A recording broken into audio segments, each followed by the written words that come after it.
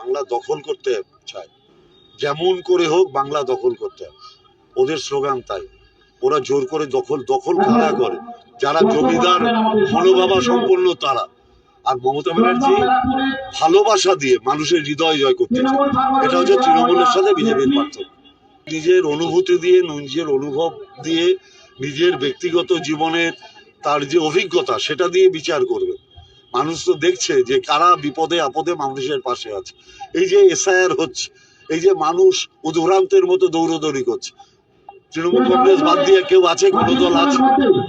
কিন্তু সবচেয়ে দুর্ভাগ্য হচ্ছে নির্বাচন কমিশন, যেটা একটা স্বয়ংসংশ্লিষ্ট সংস্থা, সেটাও বিজেপির দলদাসে পরিণত হয়েছে। এটা হচ্ছে ভারতবর্ষের দুর্ভাগ্য। হিটলারের সময়ও এটা হয়েছিল। হিটলার সমস্ত গণতান্ত্রিক প্রতিষ্ঠানগুলোকে কক্ষিগত করে ফেলেছিলেন। হিটলার ভেবেছিলেন যে এইটা করে সবাইকে শেষ করে দিতে পারবে। শেষ হয় না। স্বৈরাচারী শক্তি চিরদিন থাকতে পারে না, বিজেপিও চিরদিন থাকতে পারবে না।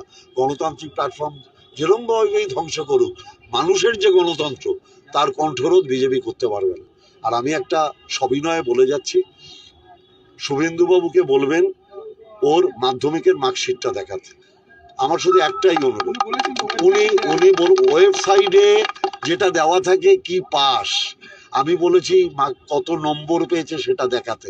ওয়েবসাইটে লেখা আছে মাধ্যমিক পাস, ওখানে 3rd ডিভিশন কত নম্বর পেয়েছে ওটা লেখা নেই।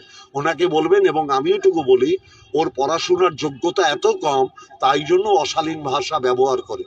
যাদের শিক্ষাগত যোগ্যতা আছে তারা কোনোদিন এসব শব্দ প্রয়োগ করবে না, যেটা বাংলার মানুষ গ্রহণ করে। দাদা, হুমায়ুন কবির কি ভোটে কিছু আশানুরূপ ফল করতে পারে? এটা আপনি শুভেন্দু অধিকারীকে জিজ্ঞেস করুন, এটা কারণ ওর সাথে ওর ভালো সম্পর্ক।